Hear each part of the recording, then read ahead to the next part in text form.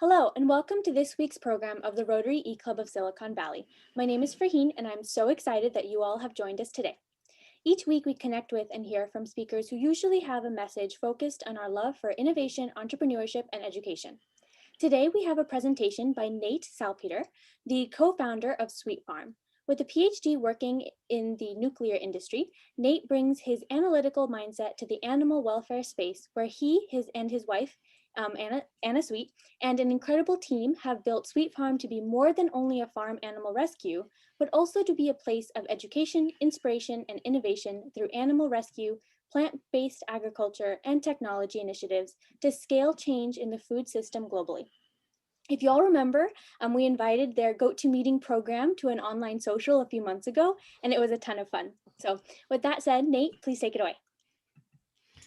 Thank you so much.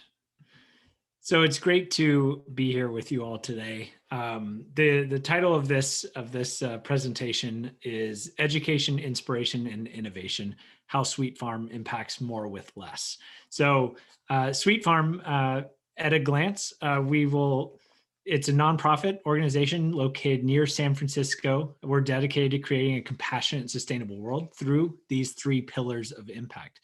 But at a glance, we are a registered 501c3 3C nonprofit.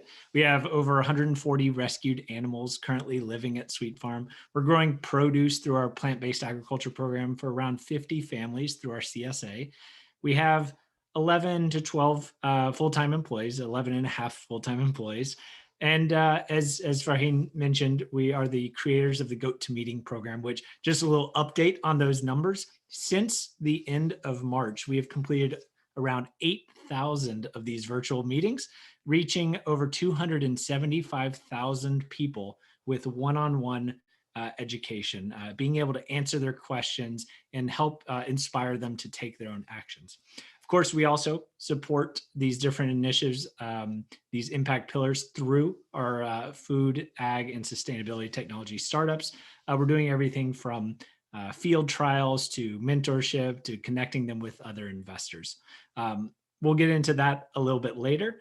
But just to kind of highlight, we initially began Sweet Farm focusing on these two areas, addressing areas of animal-based agriculture and educating people on the issues, as well as what they can do in their daily life to really impact the lives of these animals.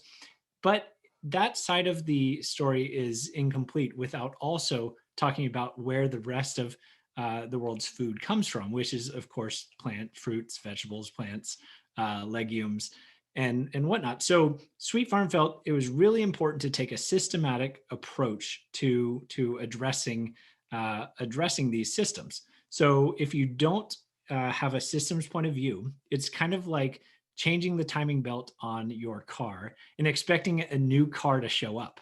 That's just not the way it works. You really need to have this broader point of view. So what better way to start addressing these systems than to get our hands in the soil and start understanding them at their roots? So just to highlight, Sweet Farm is located south of San Francisco, right here on the coast. There is a little bit of history to the property. So originally, the barn, so you can see it here on the right, it was built about 170 years ago. It was built originally as a dairy barn. Then during the 1930s, it was actually used as part of this artichoke farm. So the upper right photo was actually taken by Dorothea Lange, and it is in the Library of Congress. So really cool piece of history. On the upper left, that's directly across the road from us. That's a famous beach, Tanitas Creek Beach. But I highlighted this barn really quickly because as anyone who's local knows, we had a massive windstorm yesterday. So I just wanted to share with you some of these recent events. So a major portion of the barn was collapsed when we had a major wind event. So we're looking at a uphill battle of getting this thing repaired. So if any of you know anyone, we can connect, after the call here today. Now, so I'll highlight a few of the rescues. We have, these individual rescues on the farm that each one tells a story, that is really on behalf of not millions, but billions of animals like them that don't have a voice. So Kevin, the pig, he's actually, this is Sweet Pea. This is Sweet Pea on the left-hand side. She actually escaped from a factory farm and was picked up in the Santa Cruz Mountains, running around as a piglet. You can see the notches on her ears. Those are part of the international notching system. This is kind of what is used for identifying individual pigs within individual litters. And it kind of goes to show, how animals in the food system are viewed much differently than your own dog or cat, right? They're numbers, they're not individuals. Even though pigs are actually smarter than dogs and cats, they actually have the intelligence level of a 3 to 4 year old human. Now, Argyle, the steer here sitting with me, he was actually rescued out of a dairy farm that was switching over their operation. So really lucky, such a sweet animal. And so steers, they'll actually live 20 to 22 years. So all of these animals will live their entire lives out at Sweet Farm. This is Izzy and Frizzy. They are two white broad-breasted turkeys that were rescued from a factory farm actually the day before Thanksgiving last year. So you can see them huddled in the corner. This was the day they came in, the day they came into Sweet Farm, completely terrified of any humans. And then you can see them on the right there. That's how they look today, just absolutely at ease with people and just happy to be living their life out at Sweet Farm. We also do these plant-based agriculture programs. Of course, these photos were from pre-COVID, so you don't see people with their masks on, but we engage with the community in a number of ways. So we're planting out produce, we're teaching people how to grow their own food, whether you have a sunny window, a yard, or a farm of your own. We're doing corporate engagements where companies get out, get their hands in the soil, and then we do our education programs around that. On the getting into the tech side of things, we do work with a whole bunch of different companies and we engage them in different ways. Sometimes we're doing field trials where they're testing out their cutting edge technologies to really transform the way the world feeds itself. Other times we're actually connecting these entrepreneurs with investors and some of the largest food and agriculture investors in the world. So down here on the right, this is Arturo. He's the CEO of Clara Foods, which is one of the most innovative companies in the world. Really, they're actually producing eggs without a single chicken. So really, really interesting technology. And the implications are huge. And here he is presenting to a big group of investors that came up from Brazil and came out to the farm and were pitching to we're interacting with these different entrepreneurs. So it's a really easy way for Sweet Farm to connect the tech and the people that have that scale, the ability to scale these technologies. We connect them in a way that has some credibility because we are actually like these big companies, these big agriculture producers, we too have our hands in the soil. So we actually understand this. It's not just a boardroom out in Silicon Valley. It is much smaller scale. I think the smallest farmer that came out, his farm was around 50,000 acres. The largest, I think, had like 1 or 2 million acres. So these farmers, they certainly have the right ties to help these technologies scale.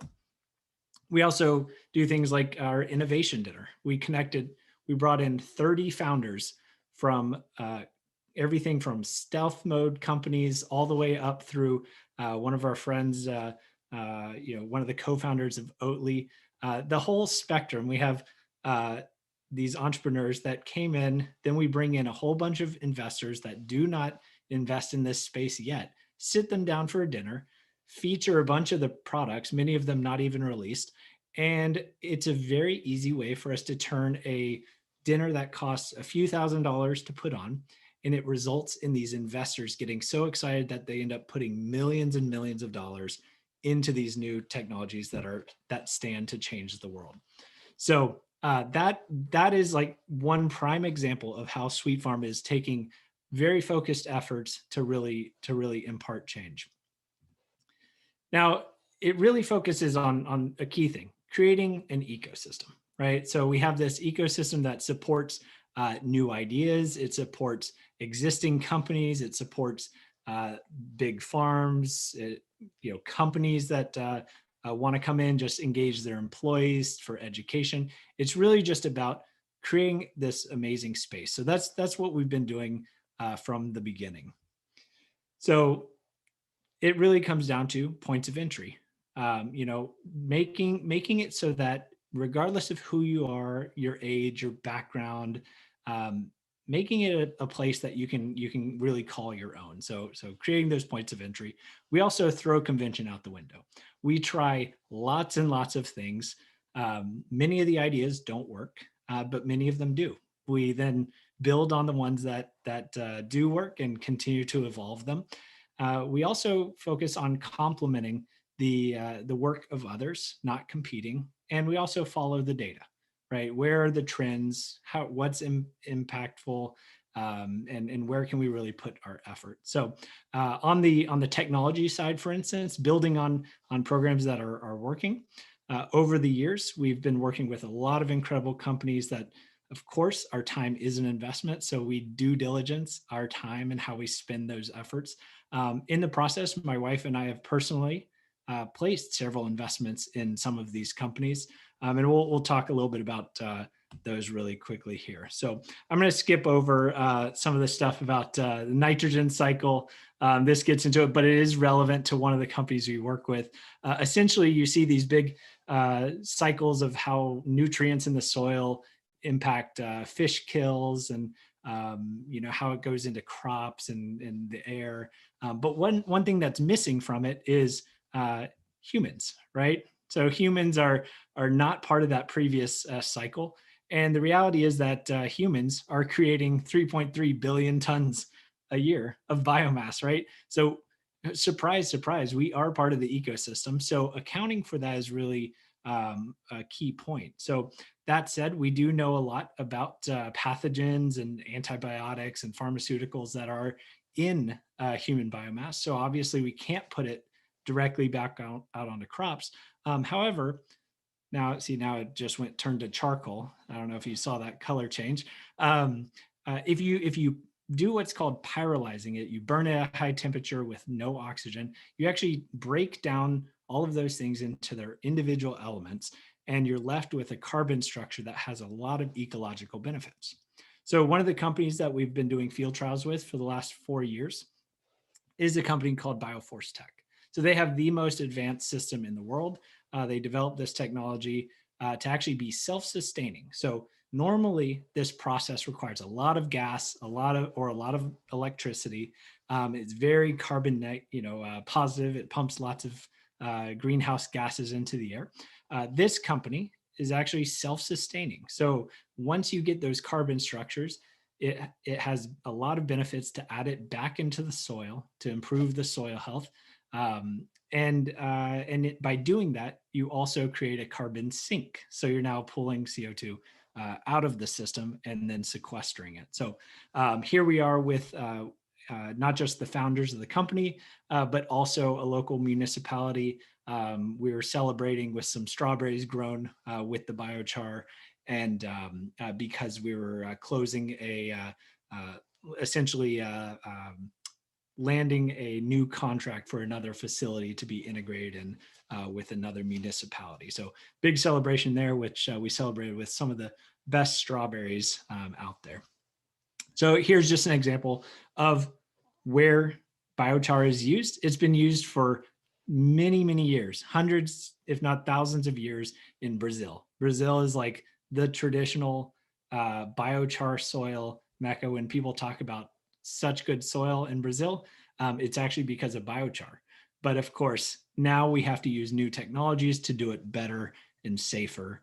So that's where Bioforce Tech comes in. We've done field trials with Wild Earth, which was featured on Shark Tank. So we actually used farm waste from, plants that were no longer viable for our CSA program. We would send them over to Wild Earth, and they'd see if they could create high-grade proteins using fermentation and some other really advanced biotech approaches. Really great company, and what Wild Earth is doing with their animal-free dog foods, which has a lot of benefits, actually. This project was really cool. What we were doing, so you see on the left, there's this net with some water dripping off of it.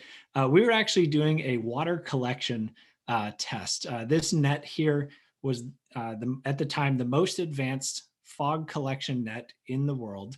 It had nanotechnology on it. So each one of these fibers has properties that attract water and repel water. So you actually get these little beads of water and then it streams off of it. So it has much higher efficiency of collecting water. And the premise behind this is, in places where there's foggy climates but drought conditions, you can set these nets up, collect water where it's needed. So that way women and children, they don't have to spend their day going back and forth to a water source. And instead they can go get educations, they can get jobs. So really interesting tests. So we set those up at Sweet Farm, collected water through about a season and a half, got a lot of amazing data. At the end, by the way, that test, it was paid for by Hangar One Vodka, and they actually turned it into their very first pilot of their Fog Point vodka, which is their premier label, the proceeds of which do go to water conservation efforts. So really cool, fun project that we did with them.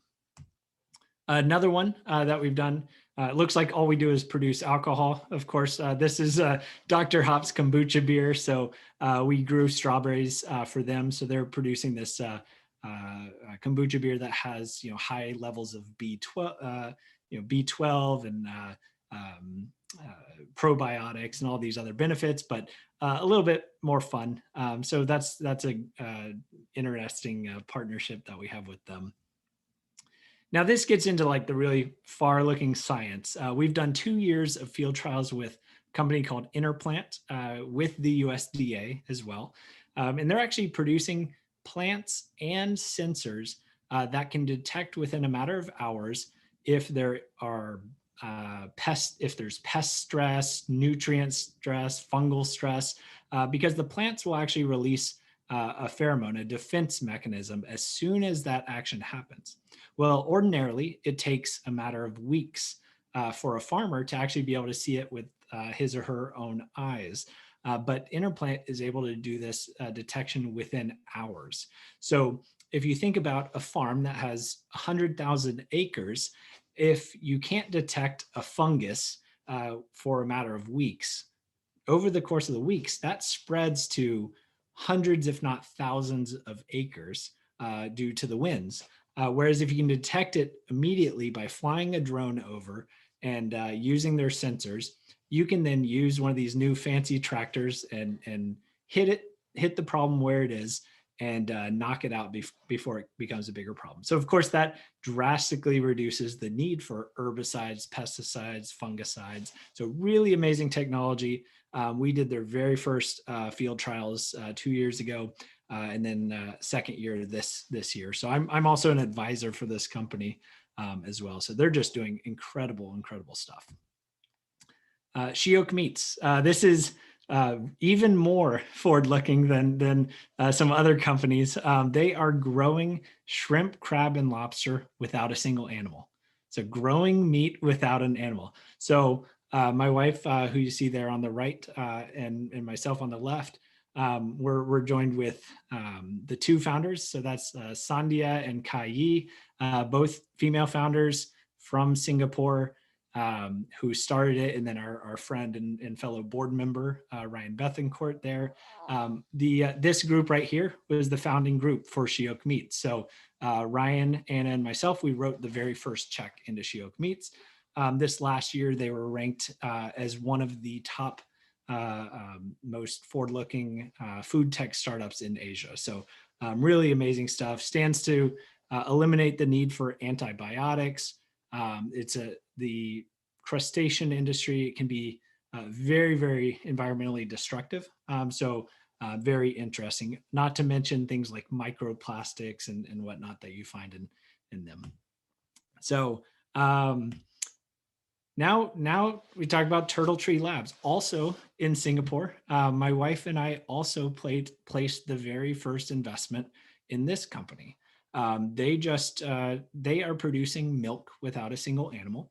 They're actually starting with this is really out there, human breast milk. Now you might say, why human breast milk, right? Well, they're not saying don't breastfeed kids. That's absolutely the best thing for them to do. But there's many women in the world who can't, either because they're physiologically they can't, or maybe they live in a place where their own breast milk is toxic to their infant. So that's actually a big problem up in the Arctic Circle, for instance.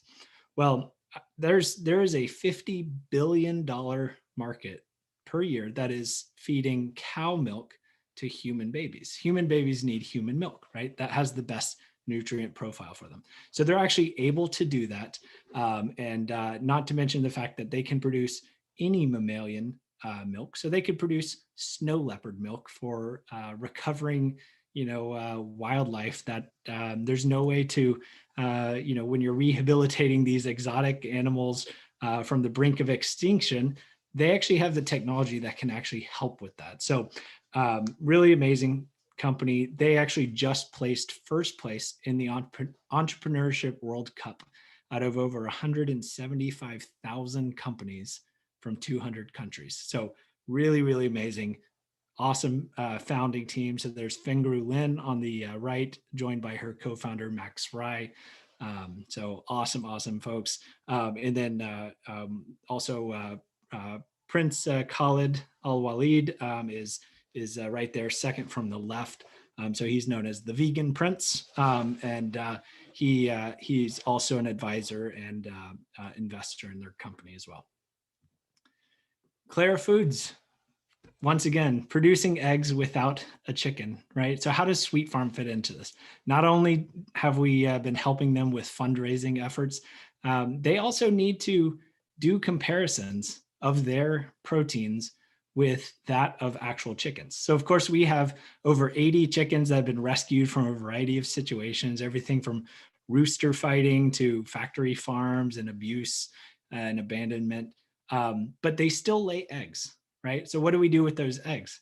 Well, one of the things that we do is we take those eggs and we bring them to Clara Foods so that when they're doing all of their research and development, they are still able, they can actually use the eggs from our rescued chickens to do their comparisons, right? Rather than going to the store, buying and supporting factory farms, they know that these are coming from respected and cared for animals. So really kind of fun partnership with them.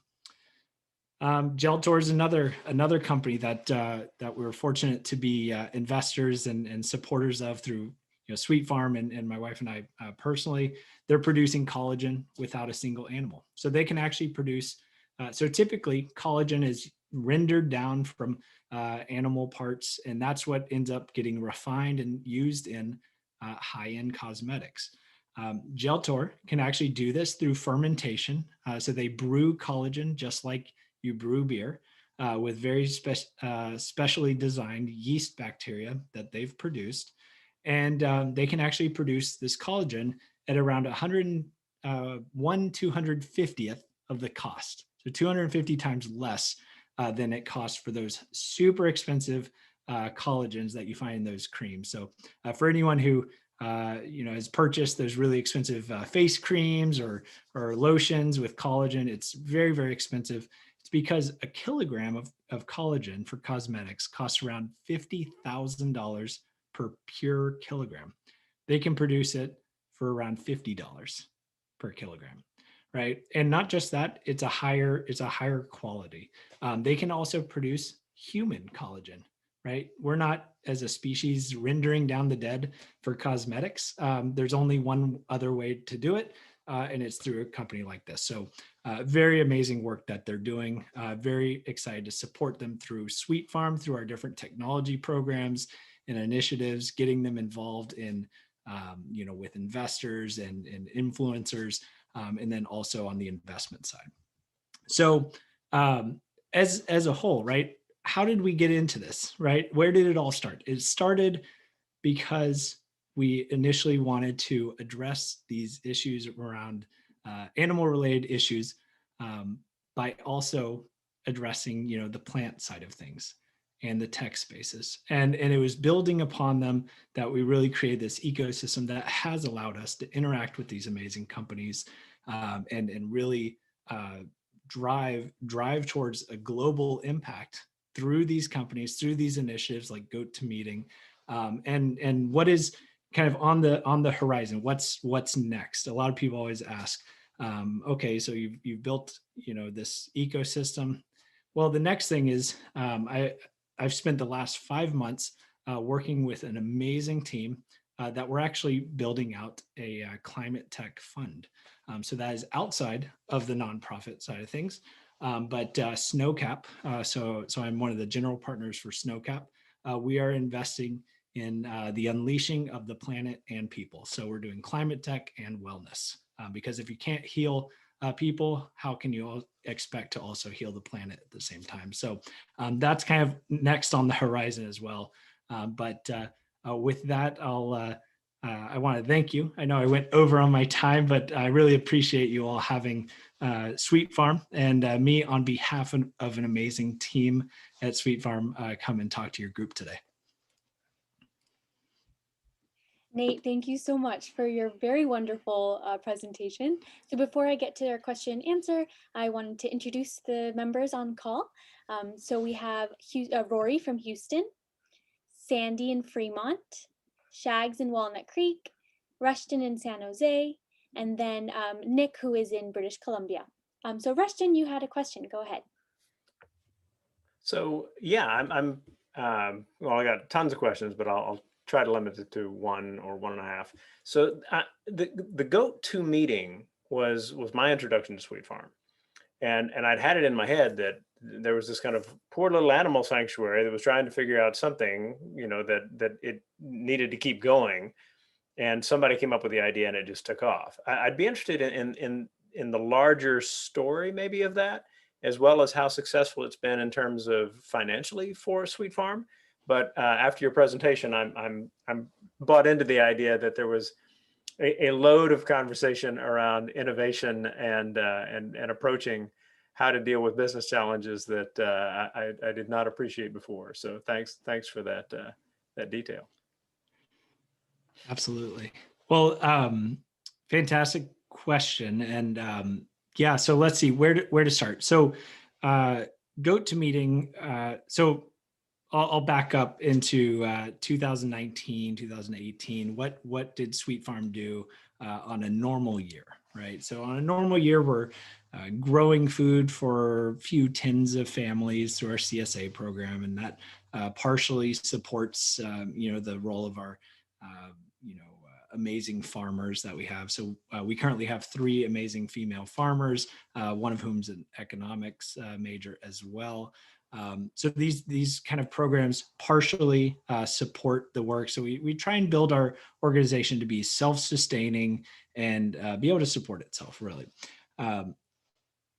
In addition to that, we're also based in Silicon Valley. So we have groups that are very interested in doing things like offsites. So these are social groups, these are corporate groups. So this is a very important part of how Sweet Farm is able to simultaneously, achieve our education and inspiration missions by getting them out to the farm. In many cases, depending on who we're having out, some groups aren't able to pay, some groups are able to support. So we like to make it accessible. That's a big part of who we are, is making these programs accessible to wide ranges of individuals, not just the Googles and the Facebooks and the whoever's. We want it to really span that whole range. So when COVID, when the lockdowns and all that kind of stuff started happening, we had to figure out how are we going to still simultaneously execute on our mission, communicating with people, telling the stories, telling them what they can do in their daily lives, while also making it sustainable, able to support the programs, and also accessible. So some people are able to support a higher amount, some people not at all necessarily. So GoToMeeting started March. It was March 25th. We had an emergency board meeting, and we were trying to say, like, how can we do this? And one of our board members, and he's also a partner at this new venture fund. He said, I sit in these video calls all the time. There must be a better way to build social capital with my team, put smiles on people's faces during a stressful time, but also leave people with something, some tangible education and next steps. So how can we do that? And he said, well, I would totally pay $100 for you guys to show up to my company happy hour, or show up to my next coffee break that I throw for my engineering team, and tell us a little bit about them, and go off. So we put it live that same night, and by the very next day we had one random reservation that showed up. So I went out into the field with my cell phone, and I recorded not record. I went live with them, and I said, hey, here's Brownie the goat, and here's his story, and did you know, and also, like, have y'all tried oat milk? Those kind of things. I kind of like layer in these things, and I got off the phone with them. I said, wow, okay, I haven't seen people smile that much on a video call ever. And also, like, maybe there's something here. So by the time I get back up to the house, my wife and some of our other team members start telling me, yeah, we already have like 2 or 3 more reservations for tomorrow. Like, you're already starting to fill up. By the next day, we're booking a couple days out. A week out, we're already booking 7 days into the future. So at the height of it became so popular that first of all, there's 2 things that were great. One was we were capturing this really kind of new audience into the animal welfare space, right? It's not, especially, I don't know if you remember, there's that show Tiger King that came about right at the same time that we launched. Tiger King was on the rise. So there was this big concern around, animal exploitation, individuals that are exploiting their animals. So being able to capture this new space for the animal welfare movement, controlling the message, controlling the fact that these animals are being respected and cared for, not abused. It was an amazing moment. The timing was, it really came down to timing. So at the peak of it, we were probably doing several hundred calls per day. Not just us, but we actually had to bring in 10 other sanctuaries that were helping with these education visits. And that actually helped them stay financially afloat. So overall, the program raised well over $1 million. But that was distributed across a bunch of amazing organizations doing a bunch of amazing work. So it wasn't just Sweet Farm that was able to benefit and support the work that we do, but all of our amazing partners. That's amazing, Nate. So, since we're just about run out of time, I will close up the recording. But of course, the benefits of being on the live recording is that you get to stay after and ask more questions. I know that Nick and Sandy both have some things to ask you. So with that said, Rotary members and guests, please make sure you fill out the attendance section and leave us a comment. And thank you again, Nate, and I will turn it back to you for the final word. Awesome. Well, thank you so much for having us join, and both for having us join with our GoToMeeting program in a previous session, but also for being able to talk to you all today.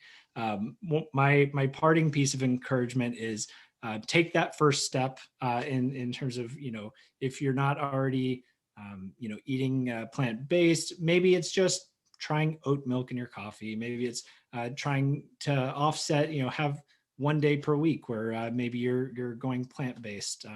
If it's going if it's doing it for the environment, your health, or the animals, it doesn't really matter. Like we're super happy to support for whatever reason you might be doing that. But it's really about taking that first step, progress over perfection. And you can always reach out to us as a resource. And please visit us at sweetfarm.org. You can learn about the work we do, our different partners, and stay in touch.